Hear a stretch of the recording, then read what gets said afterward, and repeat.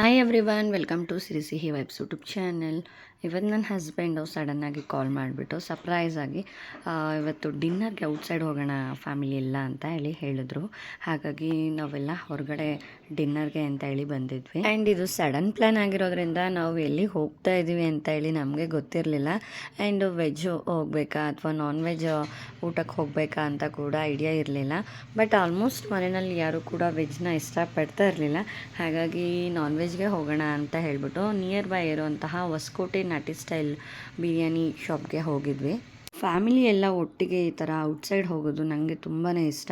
And ಈ ಥರ ಒಂದು ಕ್ವಾಲಿಟಿ ಟೈಮ್ ಸ್ಪೆಂಡ್ ಮಾಡೋದು ತುಂಬಾ ರಿಲೀಫ್ ಅಂತ ಅನಿಸುತ್ತೆ. ಬಿಕಾಸ್ ಎವ್ರಿ ಡೇ ಪ್ರತಿಯೊಬ್ಬರು ಕೂಡ ಅವ್ರದ್ದೇ ಆದಂತಹ ವರ್ಕು, ಪ್ರೆಷರು ಇದರಲ್ಲೇ ಇನ್ವಾಲ್ವ್ ಆಗಿರ್ತಾರೆ.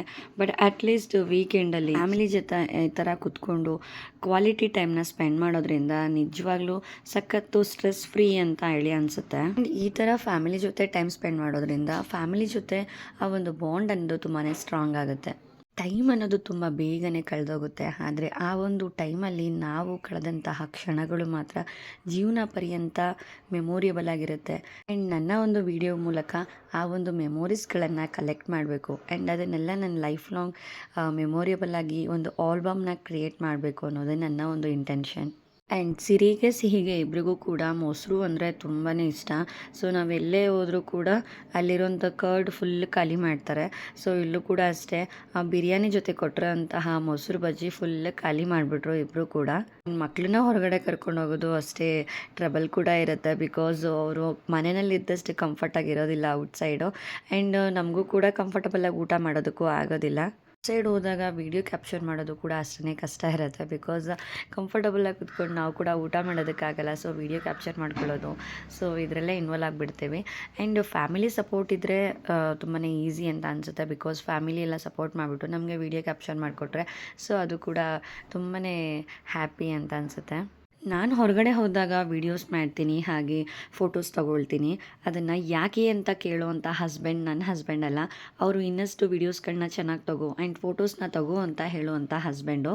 ಪ್ರತಿಯೊಬ್ಬ ಹೆಣ್ಮಕ್ಳಿಗೂ ಕೂಡ ಅವರಿಗೆ ಸಪೋರ್ಟ್ ಮಾಡುವಂಥ ಹಸ್ಬೆಂಡ್ ಇದ್ದರೆ ಹೆಣ್ಮಕ್ಳು ಲೈಫಲ್ಲಿ ಏನನ್ನ ಬೇಕಾದರೂ ಅಚೀವ್ ಮಾಡ್ಬೋದು. ಆ್ಯಂಡ್ ಹೊಸಕೋಟೆ ನಾಟಿ ಸ್ಟೈಲ್ ಬಿರಿಯಾನಿ ಆರ್ಡರ್ ಮಾಡಿದ್ವಿ. And kalmi kebab and kebab and chicken fry, roti, ಸಾಕಷ್ಟು ಐಟಮ್ಸ್ಗಳನ್ನು ಆರ್ಡರ್ ಮಾಡಿದ್ವಿ. ಆ್ಯಂಡ್ ನಾನು ಕೆಲವೊಂದು ವೀಡಿಯೋ ಕ್ಲಿಪ್ಸ್ ತೊಗೊಳೋದಕ್ಕಾಗಲಿಲ್ಲ. ಬಿಕಾಸ್ ಮಕ್ಕಳನ್ನೂ ಕೂಡ ಮ್ಯಾನೇಜ್ ಮಾಡಿಕೊಂಡು ಆ್ಯಂಡ್ ನಾನು ಕೂಡ ಊಟ ಮಾಡ್ಕೊಳ್ಬೇಕು, ಹಾಗೆ ವೀಡಿಯೋ ಕೂಡ ಕ್ಯಾಪ್ಚರ್ ಮಾಡ್ಕೊಳ್ತಿದ್ದೆ ಹಾಗಾಗಿ. ಆ್ಯಂಡ್ ಊಟ ಎಲ್ಲ ತುಂಬಾ ಚೆನ್ನಾಗಿತ್ತು, ಟೇಸ್ಟ್ ವೈಸ್ ಎಲ್ಲ ತುಂಬಾ ಚೆನ್ನಾಗಿತ್ತು. ಈ ಥರ ಬಿರಿಯಾನಿ ಎಲ್ಲ ಹೇಗೆ ಅಂದರೆ ಅರ್ಲಿ ಮಾರ್ನಿಂಗು ಫ್ರೆಶ್ ಆಗಿ ಬಿರಿಯಾನಿ ಮಾಡಿದಂಥ ಟೈಮಲ್ಲಿ ನಾವು ಟೇಸ್ಟ್ ಮಾಡೋದಕ್ಕೂ ಬಟ್ ಲೇಟರ್ ನಾವು ಈ ಒಂದು ಬಿರಿಯಾನಿನ ಟೇಸ್ಟ್ ಮಾಡೋದಕ್ಕೂ ತುಂಬಾ ಡಿಫ್ರೆನ್ಸ್ ಇರುತ್ತೆ. ಓವರಾಲ್ ಊಟ ತುಂಬಾ ಚೆನ್ನಾಗಿತ್ತು. ಆ್ಯಂಡ್ ಊಟಕ್ಕಿಂತ ಹೆಚ್ಚಾಗಿ ಫ್ಯಾಮಿಲಿ ಜೊತೆ ಈ ಥರ ಒಂದು ಕ್ವಾಲಿಟಿ ಟೈಮ್ ಸ್ಪೆಂಡ್ ಮಾಡಿದ್ದು ಇನ್ನೂ ತುಂಬಾ ಖುಷಿ ಅಂತ ಅನ್ನಿಸ್ತು. ಆ್ಯಂಡ್ ನಾನು ನನ್ನ husband non veg lover.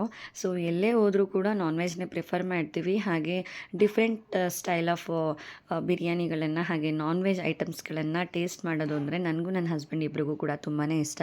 And ಊಟ ಎಲ್ಲ ಮುಗಿಸ್ಕೊಂಡು ಔಟ್ಸೈಡ್ ಬಂದ್ವಿ. ಆ್ಯಂಡ್ ಮಕ್ಕಳಿಗೆ ಅಲ್ಲಿ ಊಟ ಅಷ್ಟು ಸ್ಯಾಟಿಸ್ಫೈ ಆಗಿರಲಿಲ್ಲ. ಹಾಗಾಗಿ ಅವ್ರಿಗೆ ಜ್ಯೂಸ್ ತೊಗೊಂಡು and chocolate beeda first time taste ಮಾಡಿದ್ದು ತುಂಬಾ ಚೆನ್ನಾಗಿತ್ತು. ಆ್ಯಂಡ್ ನನಗೆ ಚಾಕ್ಲೇಟ್ ಬೀಡ ತೊಗೊಂಡಿದ್ರು, ಹಾಗೆ ಅವರೆಲ್ಲರೂ ನಾರ್ಮಲ್ ಬೀಡ ತೊಗೊಂಡಿದ್ರು. ನಾರ್ಮಲ್ ಬೀಡ ಟೇಸ್ಟ್ ಮಾಡೋದಕ್ಕೂ ಚಾಕ್ಲೇಟ್ ಬೀಡ ಟೇಸ್ಟ್ ಮಾಡೋದಕ್ಕೂ ತುಂಬಾ ಚೆನ್ನಾಗಿ ಅನ್ನಿಸ್ತಾ ಇತ್ತು ಚಾಕ್ಲೇಟ್ ಬೀಡ ಟೇಸ್ಟು.